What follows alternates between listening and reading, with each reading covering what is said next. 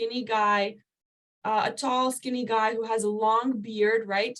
And as you can see here, I've included some of the illustrations from some of the books because I sort of want you guys to refrain from the books and the movies and the classical, characters used in the movies. So right now, let's just focus on the book and sort of what the author had envisioned in the original book itself. So in the book, Dumbledore is actually the only wizard Voldemort fears, right? Dumbledore is renowned for his achievements in magic, but he's very shrug-offish about praise. He doesn't praise himself too much, and he's not very egoistic in that way. He sort of shrugs it off, but he knows he's a very, very good wizard. And that's why J.K. Rowling, the author, describes him as the epitome of goodness, which means he's sort of like an amazing example of goodness, right? So do you guys want to chime in? Feel free to raise your hands. You can add something about the character of Dumbledore's personality. You can add a scene from the book that you really enjoyed. So Isabel has her hand raised. Go ahead, Isabel. We'd love to hear from you. I've analyzed Albus Dumbledore, I think, for a while now. I think I've noticed at least plenty of details from Albus Dumbledore, not just from the book but from other series as well. He's actually pretty wise and actually very calm when he speaks to the crowd. There was a scene in a particular book that he keeps his voice calm, but he's also very stern the way he talks to his students. It's like you say, and like in the book, he said, and he also makes announcements about which house will be sorted to and introduction and that kind of stuff. He's actually very reliable when it comes to information because often when Harry Potter was confused about what he wants to explore about Hogwarts, Dumbledore would often call him to his office and he would give him information on what he has to know about Hogwarts as well as meeting the teachers around him. Albus Dumbledore is actually, I don't want to say it in Islam way. Actually, Albus Dumbledore is not only wise and smart, but he's also someone who is loyal and cheers to his own house, which is Gryffindor. Obviously, Albus Dumbledore has to be a Gryffindor because there's actually a reason why he's discussed as the only wizard Voldemort fears. He is powerful, and based on your explanation, there was a tiny detail. He shrugs off praise. He is humble, but he is confident, and in the book, Gryffindors actually has traits like bravery, chivalry, and confidence, values that I believe in most. So for information, I'm kind of a Gryffindor, but also a Ravenclaw. I can't differentiate if I'm either, but he's actually a he's not he's but yes, he's actually a confident wizard, and he's very sure of what he's telling Harry. He's actually very direct and precise with the information he uses. And unlike most Gryffindors who are stereotyped to be impulsive, he's actually very careful and plans what he sets for Harry in order to defeat Voldemort from the very first start of the book. Amazing. Thank you so much for that in-depth analysis. I love that you mentioned that, he's Gryffindor, and that's why he has these qualities of like maybe shrugging off the praise, because it doesn't mean that he's not confident. He is, but he's also humble. So I love that. And those are definitely some Gryffindor qualities. I am a Slytherin myself. You guys are free to actually write in the comments which house you are. But we have Samantha commenting. So Samantha says, Dumbledore is a close friend of Grindelwald, and he became an enemy of him later on. His family's lineage have the Phoenix, according to the other movies. Okay. And books, he treated Harry like his grandson. That's right. He did have a very special, affinity for Harry. So yeah, you guys can definitely write which Hogwarts house you are. I'm a bit of a Slytherin, which is connected to our next character that we're going to be analyzing. So who do you guys think is the next character? The hint is that they're a Slytherin. So there's the next character we're going to be talking a bit about. Okay, someone guessed Draco. Any other guesses? Not saying if it's wrong or right. We just want to get some guesses from the rest. Okay, some people are saying Snape or Draco. All right. Awesome. Then that's a great transition. Then some people are saying Voldemort. Is Voldemort a Slytherin? No, no, no, no, no. I don't think he is, right? I don't think. I don't think it's actually said in the books, if I Yeah. remember correctly. I'm not sure Okay. though. I think Voldemort Tom is just a Riddle. villain. Tom Riddle. Okay. Okay, maybe he is. I don't know. So yeah, a few of you guessed Yeah, it. Tom Our Riddle was a next Slytherin. character, the next character we're going to be analyzing is Severus Snape. So again, I've included a little bit of a illustration here. I want us to sort of use our imaginations and maybe picture these characters as something different than we see in the movies. So what can you guys tell me about Snape? You know, what is the facade he puts up, and what is he maybe really like underneath that mask he shows everyone? Okay, let's have Isabel start again, and then the rest of you, please feel free to prepare, you know, put some ideas together. Isabel, go on. All right. There's actually Severus Snape. Although I personally grew to dislike the character, he's actually way more relatable to people that I know that more than I think he does, because Severus Snape, obviously his demeanor shows that he's a Slytherin. In one of the first chapters, when Harry goes to Hogwarts and he's in potions, which I think it's a real life relation to chemistry, which is my favorite subject. I think I remember that Severus Snape constantly teases Harry and puts pressure and bullies literally every student except Draco Malfoy, which which is funny that I relate to him even though I despise his character. Second, Okay. his character here shows that he shows to be a mean and a ruthless character. He's also someone who is discriminating of other people. This can be obvious when clearly he actually saw that Harry Potter is the son of James Potter, which in the later books there's a reason why he hates him so much. Snape actually constantly asks Harry and pressures him questions and said, clearly, fame isn't everything. And in a way, he really didn't care if others would laugh at him. That's how ruthless he is on the outside, which gives the impression that he is not only scary, but he can also be very strict. We can also see this in another chapter when Harry, Hermione, and Ron are discussing a plan to investigate a certain mission in Hogwarts, which is actually to find out the Philosopher's Stone, when all of a sudden, Severus Snape actually tries to help Harry. We can see this in when he plays Quidditch. He is a seeker, and you notice that Hermione assumed that he's actually the one who is behind everything, behind all the drama that Harry has been through, and thinks he's working for Voldemort, which in a way he is. But on the contrary, he's actually the person trying to unhex Harry. And Hermione did the big mistake by just burning his cape on fire, which the real villain is, I think his name is Squirrel. He's a Ravenclaw for his intelligence there, because who would suspect a very weak wizard like him?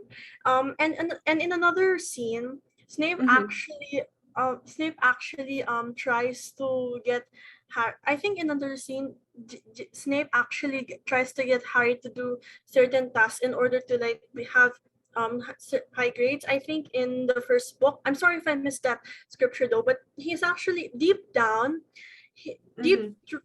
through his demeanor, he's actually, as the comments say, he's actually a good person, and he deep down wants to help Harry. There's just a lot of tension and trauma that Snape had faced, to which That's right. So as she pointed out, yeah, I mean, Snape really deep down, he's much different than he was showing us. We have a lot of comments here in the chat box. I'm loving how invested you guys are getting. So does anyone want to raise their hand and maybe say something about Snape because we're having a lot of comments. So maybe just in case someone doesn't get the chance to read them all, would anyone like to add anything?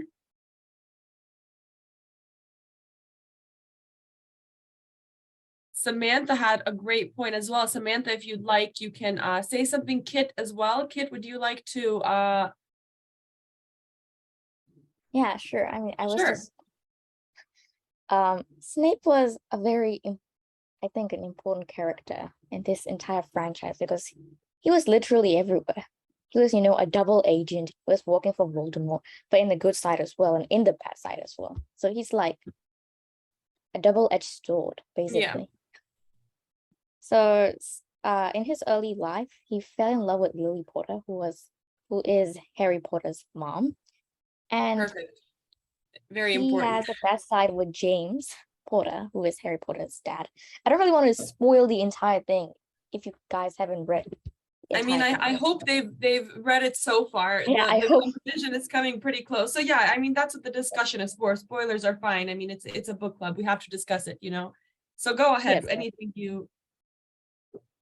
So he had a very close relationship with Lily, and he had a crush on her. He fell in love with her, but he was heartbroken when she married James instead. James like a big bully when he was young. Like, I couldn't actually believe it when I first read the books, like Harry. I was like, oh wow, why? Yeah, so Snape was actually the Harry's father victim. was a bit of a bully, right? Yep. Yeah, I remember that part as well. Awesome, Kit. Thank you so much for your contribution as well. So, oh, Samantha saying her mic is broken. That's fine, Samantha. I read your comment. I loved your point as well. Patricia says, you can say that Snape is a morally gray character. You can't identify if he's evil or good, but there are justifiable reasons, which is what makes him so relatable. That's true. Sometimes you can't really label things as good or bad, because once you get to know the situation, you kind of see that things are very gray. They're not black and white. They're in some gray zone where, okay, maybe a person did something that seems bad when we don't know the situation, but then when we actually, get into the situation and sort of look into more detail, we see that this person might have actually, been right. So thank you guys so much for your contribution on this interesting character. So what do you guys think about going through a couple of sample questions? Maybe something that might be on the online. So how it's going to work is you guys can write the answer. They're going to be multiple choice or true, false. You can write the answer in the chat box, just so we don't have a bunch of people turning on their mics. Feel free to just write the answer in the chat box as soon as you read the question and know the answer. And we can get started. So I'll keep the chat box here just so I can see what you guys are writing. All right, and we can go. So it says, why is Dumbledore comfortable with saying Voldemort's name when everyone else calls him you-know-who? So Dumbledore doesn't really have this fear of saying that name like the rest of the characters in the book do. He's sort of, more open about it. All right, we have some people answering already. Feel free to take a minute, you guys. You can look at each of the answers and then answer in the chat box. Just going to give everyone a minute.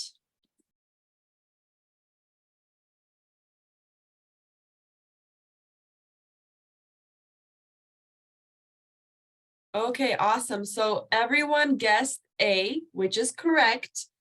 Awesome. Let's go into some maybe more trickier and more detailed questions. So true or false? For Harry's 10th birthday, he got a coat hanger and a pair of old socks.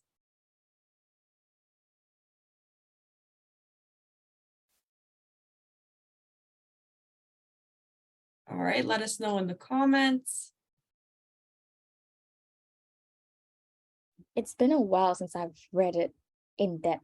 So yeah, I mean, it has quite a lot of detail, which is why I suggest to you guys that you Actually, I think which is so. why Sorry, someone's mic is on.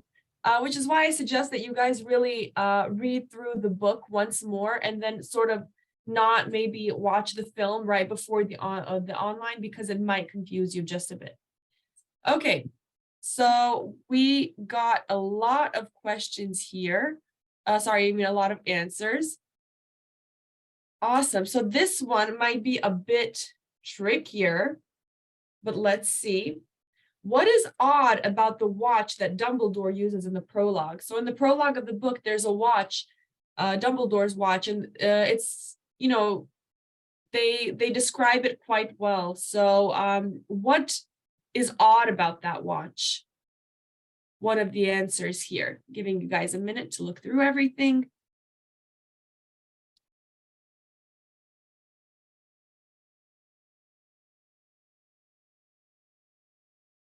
Okay, let's see. We're getting lots of answers here. Some are saying B, some are saying D. Lots of B's and D's for now. Okay, so it's all of the above. It's not only is it made of gold, and it has like 12 hands and no numbers around it, and it also has little planets moving around it and floating around it. So if you guessed D, you are correct. Let's see the next one. This one is very detailed. I mean, it's a detail that you definitely need to.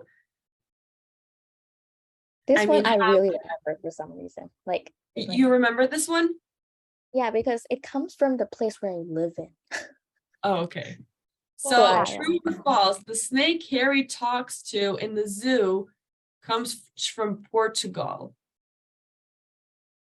Let's give them a few seconds to answer, and then Kit, you can tell us. In the movie and in the book, I don't see Portuguese, so I choose false. Okay, false. Kit, do you want to tell us the correct answer and maybe where the snake is from? I think it's from Burma. Yeah. Right? Movie is Burma, but in the book it's Brazil, right? I think it's from I think Burma. it's one of those. It's one of those for sure. Well, It was Brazil. in the book, I remember it because I live in Burma. Yeah, awesome. I think there may be a few of us talking at the same time, but yeah, I as well think it's Brazil in the books. Ryan, can you tell us your thoughts on this? You have your hand up, Ryan Zaid. Yeah, well, it's actually it's from Brazilian, but it was born in the zoo, so therefore it was never in Brazil. Oh, okay. Well, they're sort of talking about like where it comes from, where that breed of snake comes from. But yeah, thank you so much. So that would be the sample questions. We've given you just a few, but what's exciting is that if you guys think you need some more practice, this Saturday, we are having a mock online exam. So a mock exam, it's going to sort of be a practice exam, and it's going to involve both the book Harry Potter from your resources and the School of Rock movie. So you're going to have questions for both. You get a chance to practice these on Saturday. Join us. So your category, TeenEagle 2, starts at 10:20. So just join the link at 10:20. You guys can take maybe a picture of this QR code, but you can also find this link on our Instagram. You can take a minute right now, go on our Instagram, and you can find this poster. It'll be like right towards the top somewhere. Let me find it with you guys. All right, here we go. Here we have TeenEagle's Instagram. Oh, you guys probably can't see because of my background. Yeah, it's just gonna make me disappear. Okay, I will open the Instagram because I don't have. Yeah, you can find it on Instagram or maybe your parents' Instagram or something. So right there, when you open it, you're gonna see this poster that you see on the screen right here. And under there, you're going to have the link. Okay, and follow us on Instagram.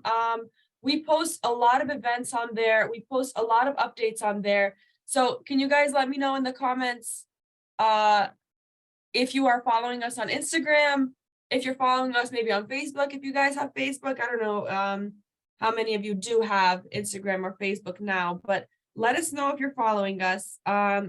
you can find the link there, and just make sure to open that link at around 10:20 UK time. Maybe you can try to join 2-3 minutes before.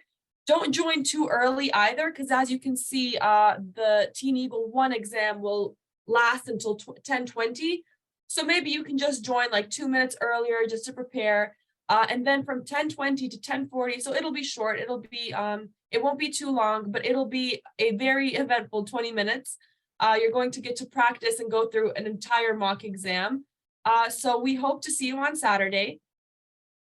And I believe, you know what, let me try to send the link to you guys in this chat. How does that sound?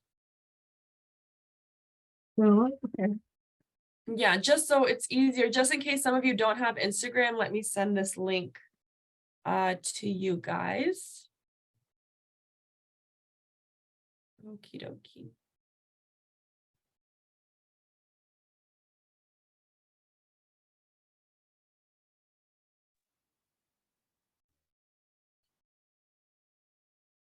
Okay, I think Kit sent it, but let me just check if that's the one really quick. Because I want to make sure you guys do have the right link.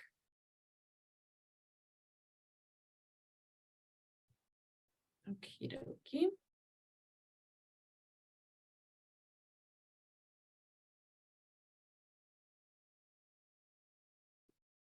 I have only Facebook. All right, sorry, my laptop is being super slow for some reason. All right, I've copied the link. Yeah, I think it's the one Kit sent. I think that's the one.